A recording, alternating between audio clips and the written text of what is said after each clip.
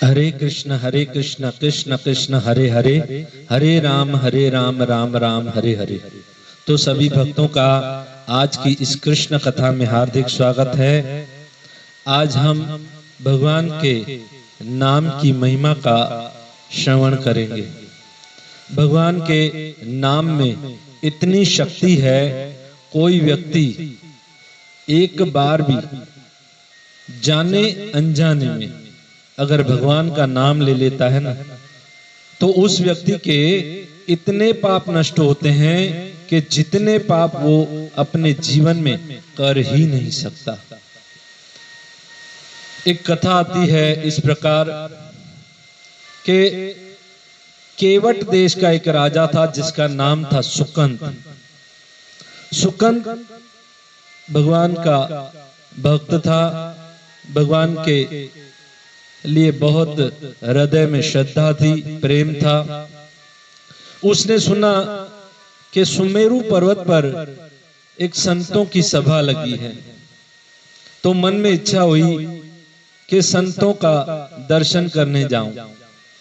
और होना चाहिए, साधु संतों का संग करना चाहिए, उनका दर्शन करने के लिए जाना चाहिए। जब वे जा रहे थे तो रास्ते में उन्हें नारद मुनि मिले और नारद ने पूछा, अरे सुकंद कहां जा रहे हो? सुकंद ने कहा, महाराज ये पास में ही सुमेरु पर्वत पर साधु संतों की एक बड़ी सभा लगी है, मन में इच्छा हुई है दर्शन करने जाऊं। नारद ने कहा, हाँ हाँ बहुत अच्छा, साधु संतों का संग करना चाहिए, जाना चाहिए। जी महाराज आपने वो सिखाया ही है। और सुकंद आगे बढ़े तो नारद ने बुलाया, अरे सुकंद इधर आओ इधर आओ। जी महाराज कहिए। तुम वहां जब जाओगे ना, सभी साधु संतों को प्रणाम करना। हाँ महाराज ये तो आपने सिखाया ही है कि साधु संतों को प्रणाम करना चाहिए। जी मैं जरूर सबको प्रणाम करूंगा। कुछ आगे बढ़े, फिर से नारद ने बुलाया, अरे सुकंद इधर आओ इधर आओ। जी महाराज वहां सब साधु संत बैठे हैं, सबको प्रणाम करना, परंतु वहां पर विश्वामित्र भी होंगे, सो विश्वामित्र को तुम प्रणाम मत करना। ये सोचकर सुकंद आश्चर्य में था, क्यों नहीं? बोले वो भी पहले क्षत्रिय थे और अब साधु संत बन गए हैं, तुम भी क्षत्रिय हो, तुम नहीं करोगे तो कोई फर्क नहीं पड़ता।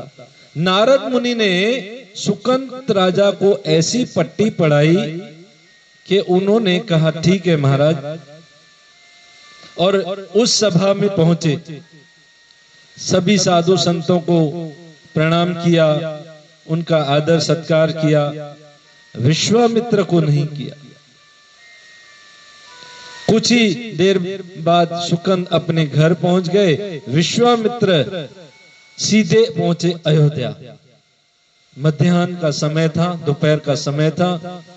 लक्ष्मण को पूछा, कहां हैं श्री राम? लक्ष्मण बाहर पहरा दे रहे थे, कहे प्रभु सो रहे हैं। विश्वामित्र ने कहा, जब राजा सोता है तब ऐसा ही होता है। इतने में भगवान श्री राम ने वो आवाज सुनी, दौड़ते दौड़ते चले आए। क्या हुआ गुरुदेव, क्या बात है? विश्वामित्र ने कहा, अपमान हुआ है। ऋषि मुनियों की सभा में एक साधु संत का अपमान हुआ है, स्पेशल मेरा। भगवान श्री राम ने कहा, किसने अपमान किया है गुरुदेव आपके सामने? किसने किया मुझे बताइए। विश्वामित्र ने कहा, तुम क्या कर लोगे उसका? भगवान श्री राम ने कहा, गुरुदेव जो सर आपके चरणों में झुका नहीं है, अपने गुरु की सौगंध खाकर कहता हूं उस सर को काट दिया जाएगा। और विश्वामित्र ने कहा, ठीक है खलों को दंड मिलना चाहिए। अब सुकंत को इस बात का पता चला कि भगवान श्री राम ने मुझे मारने की सौगंध खाई है। वैसे भी भगवान अगर किसी को मारना चाहे तो कौन बचा सकता है। टेंशन में पड़ गए सुकंत, रोने लगे।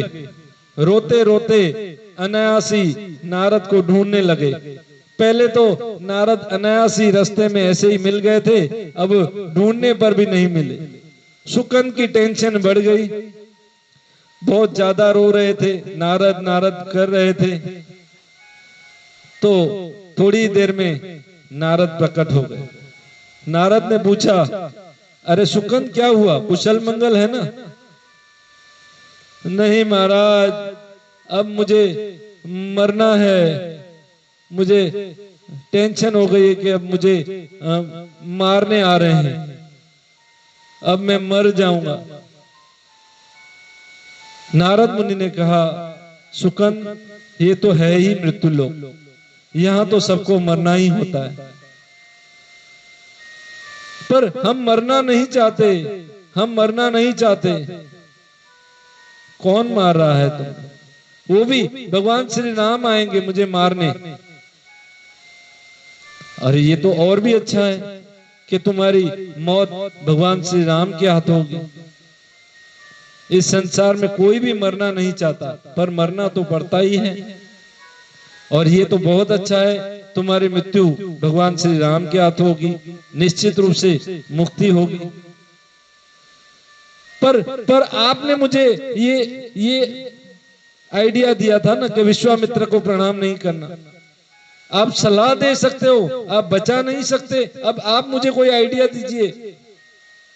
नारद ने कहा, देखो मैं कुछ नहीं कर सकता, पर आप सलाह दे सकते हो कि विश्वामित्र को प्रणाम मत करना। अब जब मुझे मौत आई है तो मुझे बचा नहीं सकते हो। नारद ने कहा, देखो मैं कुछ नहीं कर सकता, पर देखो तुम्हें एक आइडिया दे सकता हूं, तुम मेरे साथ चलो। वो देखो सामने एक पर्वत है, उस पर्वत में अंदर गुफा में मां अंजनी रहती है।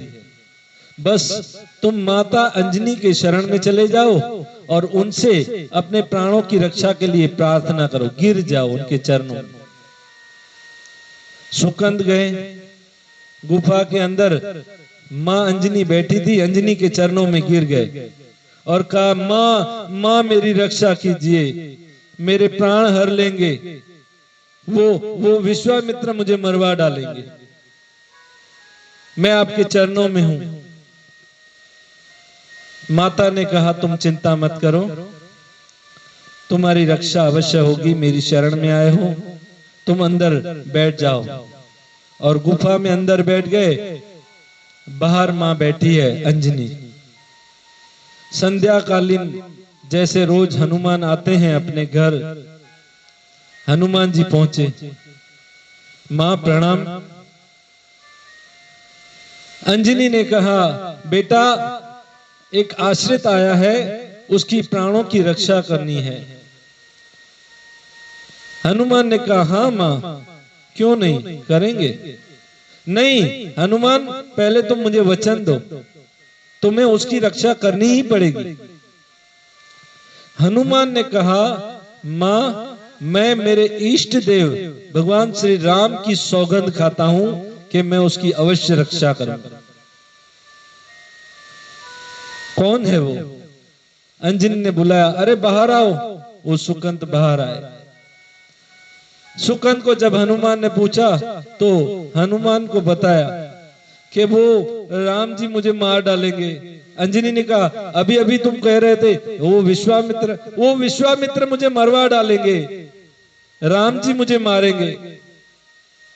हनुमान ने कहा, अब तो बुरे फंसे। हनुमान जी सीधे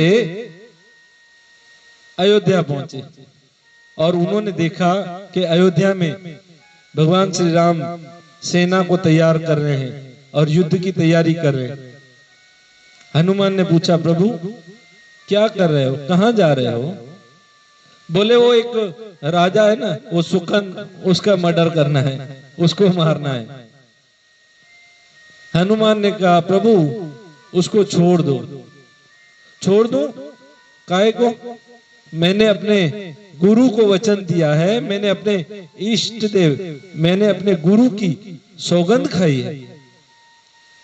हनुमान ने कहा आप छोड़ दो प्रभु, मैंने उसको बचाने की सौगंध खाई है, मैंने अपने इष्ट देव की सौगंध खाई है कि मैं उसकी रक्षा करूंगा। राम ने कहा तुम भले बचाओ, मैंने अपने गुरु की कसम खाई है, मैं तो उसे अवश्य मारूंगा। हनुमान जी उधर से चले गए और सीधे पहुंचे सुकन के पास। सुकन तो बहुत टेंशन में थे। सुकन ने बोला क्या हुआ? हनुमान ने कहा मेरे साथ चलो। सुकन ने कहा कहां? बोले तुम्हारी वजह से तो अब हमारा ठिकाना भी चला गया है, चलो कहीं चलते हैं। और हनुमान जी सुकंद को लेकर के एक जंगल में पहुंच गए और सुकंद को समझाने लगे। सुकंद बहुत चिंता में थे, उसको समझाने लगे कि प्रेम से भगवान श्री राम को याद कर और राम का नाम ले। और बिठाया अपने बाजू में और बोले भजन करते हैं राम का। राम से बड़ा नाम, बड़ा राम का नाम, राम से बड़ा राम का नाम, राम से बड़ा राम का नाम, राम। बस राम से बड़ा राम का नाम हनुमान जी गाते रहे। और सुकन को बोला तुम भी ये गाओ, राम राम जपो, बस मंत्र जाप मम दृढ़ विश्वासा, ये मंत्र जपते रहो बस। राम सिया राम, सिया राम जय जय राम, राम सिया राम, सिया राम जय जय राम। हनुमान तो प्रेम से भजन कीर्तन में मग्न हो गए, उनकी आंखों में से आंसू निकलने लगे। और सुकन भी, उसकी आंखों में भी आंसू थे, पर प्रेम भाव के नहीं, टेंशन के आंसू से रो रहे थे कि अब मेरी मृत्यु हो जाएगी। ये 2 अक्षर का नाम राम, ये क्या करेगा, मुझे कैसे बचाएगा? बस टेंशन में। हनुमान ने कहा बस तुम नाम लो, नाम लो। तो सुकंत नाम लेने लगे। अब रोते रोते टेंशन में नाम भी नहीं लिया जा रहा था। सामने देखा, अरे राम और राम की बड़ी, इतनी बड़ी सेना, लक्ष्मण सब आ रहे हैं। अब तो उसके मुख से राम का नाम भी निकलना बंद हो गया। हनुमान ने क्या किया, सुकंद को अपनी पुछड़ी में बांध दिया और अपने पीछे लटका दिया और राम का नाम लेने लगे। राम राम बोल रहे थे तो जो राम के नाम का सुदर्शन चक्र था, जो कीर्तन चक्र था, वो उसने सुकंद की रक्षा के लिए उसको पीछे छोड़ दिया और पूरी तरह खुद राम के नाम में भजन में लग गए। और सुकंद को तो टेंशन, आंसू निकल रहे थे, परंतु वो कीर्तन चक्र जो था उसने सुकंद की रक्षा करना शुरू कर दी। उधर राम ने अपने बाण शुरू करिए, राम ने बाण मारना शुरू कर दिया।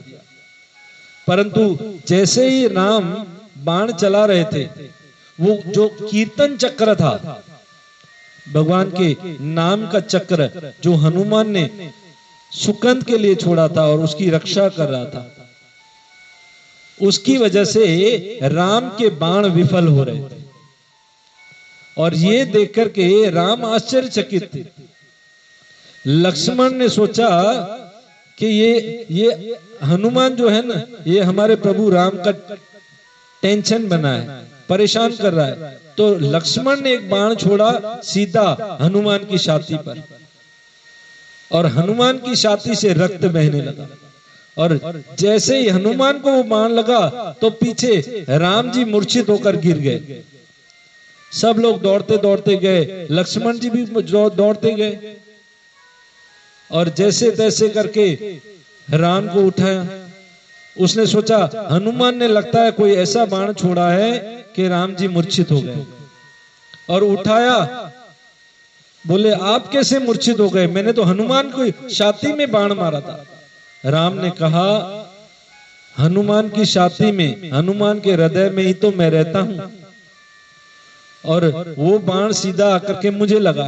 रक्त भले हनुमान का बहा, पर बाण तो मुझे ही लगा, मूर्छित तो मैं हो गया। ये चीर करके एक बार बड़ी सभा में राम हनुमान ने दिखा भी दिया था कि मेरे हृदय में राम रहते हैं। और ये देख करके हनुमान के पास राम पहुंचे और देखा कि हनुमान के हृदय से, छाती से रक्त बह रहा है। अपने भक्त को ऐसा देख नहीं पा रहे थे और श्री राम के आंखों में आंसू निकल रहे थे। आंखें बंद करते उन्होंने हनुमान जी के सर पे हाथ फेरना शुरू कर दिया। हनुमान तो अपने भजन में और देख रहे थे कि प्रभु ने अपना हाथ मेरे मस्तिष्क पर रख दिया है। हनुमान के सर को सहला रहे थे भगवान श्री राम। उन्होंने क्या किया, अपनी पुछड़ी से सुकंद को निकाल करके अपनी गोद में बिठा दिया और खुद पीछे हो गए और सुकंद को आगे कर दिया। तो वो हाथ जो हनुमान के ऊपर फिर रहा था, वो अब सुकंद के माथे पर भगवान ने रख दिया। अब हनुमान ने उसे कहा देखो प्रभु, अब इसकी मृत्यु भी आपके हाथ में है, इसके माथे पर हाथ भी आपने रखा है, अब इसका क्या करना है? आप इसको मारोगे? भगवान श्री राम ने हनुमान से कहा, हनुमान, जिस व्यक्ति को तुमने अपनी गोद में उठा लिया हो, उसको मैं क्या कर सकता हूं, उसे मैं कैसे मार सकता हूं? परंतु हनुमान, तुम जानते हो मैंने अपने गुरु विश्वामित्र को ये वचन दिया है और उसकी सौगंध खाई है कि मैं उसे मारूंगा, तो उसका क्या होगा? इतने में ही विश्वामित्र वहां पर पहुंचे। हनुमान ने सुकंत से कहा, उस समय तुमने प्रणाम नहीं किया था, झुके नहीं थे, उठो, दौड़ो, जाओ और उसके चरण में गिर जाओ और उसे क्षमा मांगो। सुकंद उठ करके दौड़ते दौड़ते गए और विश्वामित्र के चरणों में गिर गए। गुरुदेव, मुझे माफ कीजिए, मुझे क्षमा कीजिए, मुझसे भूल हो गई। विश्वामित्र ने राम से कहा, राम, तुम इसे क्षमा कर दो। भगवान श्री राम ने कहा, गुरुदेव, पर आपने। विश्वामित्र ने कहा, साधु का काम सुधार है, संहार नहीं, मिटाना नहीं, मोड़ना होता है जीव को। अच्छा, इतनी देर में भगवान श्री राम ने और विश्वामित्र ने सुकंद को बुलाया और सुकंद को बोला, अरे सुकंद, तुमने साधु संतों को प्रणाम नहीं करना, ये दुर्बुद्धि तेरे अंदर कहां से आई? कहां से सीखा तूने ये सब? कौन से असत्य संग में गए थे? तब सुकंद ने कहा, प्रभु, असत्य संग में नहीं गया था, सत्संग में गया था, सत्संग में सीखा। राम ने कहा, सत्संग में? सत्संग में ये सिखाते हैं कि साधु संतों को प्रणाम नहीं करना चाहिए? किसने किया ये सत्संग? इतनी देर में नारद मुनि पहुंचे। नारद मुनि ने कहा, प्रभु, मैंने किया। भगवान श्री राम ने कहा, नारद, तुम ऐसा सिखाते हो साधु संतों को प्रणाम नहीं करना चाहिए? नहीं प्रभु, ऐसा नहीं है, पर मैं तो तुम इस लीला से क्या, इस कथा से क्या करना चाहते? प्रभु मैं इस पूरे ब्रह्मांड में भगवान राम की कथा सुनाता हूं, पूरे ब्रह्मांड में राम नाम की महिमा सुनाता हूं और प्रचार करता हूं। तब सारे जो श्रोता होते हैं ना, सुनते हैं, तो सब यही प्रश्न करते हैं, राम बड़ा या राम का नाम बड़ा। तो मैंने सबको बताने से सोचा एक लीला हो जाए, और ये लीला हो गई कि आपने बता दिया कि राम से बड़ा राम का नाम है। जब वो राम नाम के चक्र में सुरक्षित था सुकंद, तब आपका बाण भी उसे कुछ नहीं कर पाया। ये लोगों को पता होना चाहिए कि राम से बड़ा राम का नाम है। राम नाम का शब्द, इसका अर्थ ही होता है, र जो है ना, र अग्नि का बीज मंत्र है। व्यक्ति जैसे ही कभी राम बोलना शुरू करता है ना, सिर्फ र बोलता है, तो वो अग्नि का बीज मंत्र है। हृदय में जितने भी पाप होते हैं उनको जलाकर भस्म कर देती है वो अग्नि। और र का आ बोलता है, रा, तब आ जो है वो सूर्य का बीज मंत्र है। और जैसे ही आ बोलता है, सूर्य जो है वो प्रकाश और ज्ञान का मंत्र है। यानी जैसे ही र का रा बोलता है, उसके हृदय में ज्ञान का प्रकाश आ जाता है। और म जो है वो है चंद्रमा का बीज मंत्र। जैसे ही राम की म बोलता है, तो उसके अंदर आनंद और शीतलता का अनुभव होता है। यानी जैसे ही वो राम बोलता है, तो अग्नि उसके पापों को जलाकर भस्म कर देती है, सूर्य उसके अंदर ज्ञान को प्रकाशित करता है, और चंद्र उसके अंदर आनंद और शीतलता का अनुभव कराने लगता है। ये राम के नाम का अर्थ है। अनजाने में भी अगर कोई राम का नाम ले लेना भूल से भी, तो जैसे करंट की तार होती है ना, अनजाने में भी कोई अगर हाथ लगा दे तो भी मरेगा, और जानबूझ करके भी हाथ लगा दे तो भी मरेगा। ऐसे राम का नाम भूल से भी अगर कोई ले लेता है, तो उसके सारे पापों की फाइल जो है वो जलकर भस्म हो जाएगी। पाप नष्ट करने के लिए राम का नाम लेना ऐसा है जैसे मच्छर के सामने एटम बम।